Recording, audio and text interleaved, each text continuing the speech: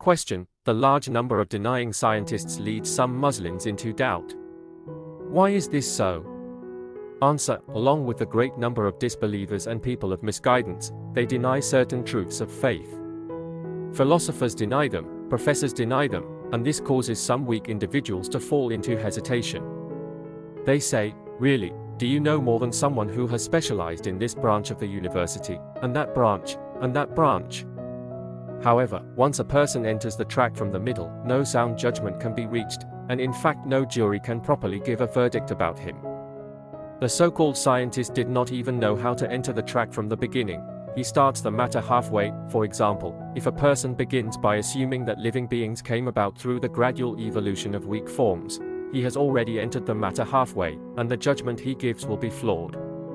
But if he takes the matter from its foundation, starting from the fact that everything has been created and prepared in a most perfect manner, he will not arrive at such a wrong conclusion. Thus, first of all, we do not accept them as true scientists in this field.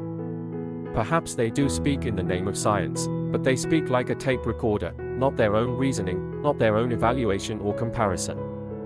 Rather, it is merely the repetition of the ideas of certain unbelieving Europeans that have been presented to them and which they have adopted. A person of integrity in science does not accept things without investigation. Every field has its own specialization. For example, imagine an agricultural specialist who is so skilled that by looking at the appearance of grass he can tell whether it will become diseased 6 months later. Suppose such a person comes and checks the pulse of a sick man, saying, "Open your mouth, let me see your tonsils," say, "Ah."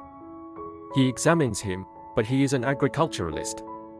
If a physician were to see this, he would laugh and say, "You a doctor? How many times have you examined tonsils? What do you understand from looking at tonsils?" Moreover, even ordinary people can understand these simple medical matters, whether there is a wound on the tonsils or not, whether the pulse is beating or not.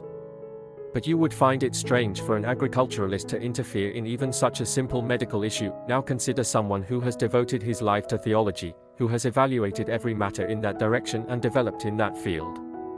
Even if he were uneducated in other respects, he would still be dominant over others in this matter, because he knows the inner reality of it. Let me give Plato's allegory of the cave as an example.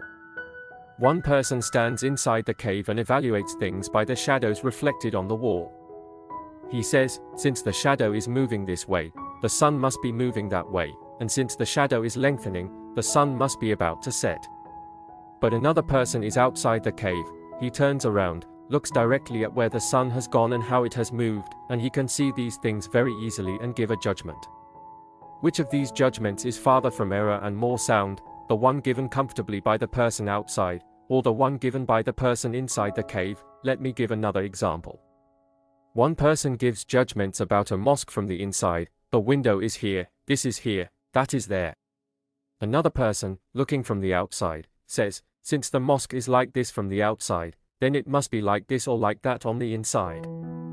He is judging from the outside. Now, even the most uneducated of those who come to this mosque, even the least educated of those who stand in the presence of God, know more about religion than the most advanced European philosophers. If one is to ask someone about religion, one should ask even the most backward among those who come to the mosque, let alone the most advanced among them. Because this field is their field. A man who does not perform the prayer has no right to pass judgment about our religion. Let me say this openly, when I stand in prayer and hear the voice of my Lord, he does not know this. Even if I were to see the noble angels, he would not know this. For this reason, a believer should not fall into doubt by looking at their claims and denials in this matter. God's harmful creatures are many, human beings are few in comparison. Believers are also very few compared to disbelievers. Paradise demands human beings as it wills, and hell also demands them as it wills.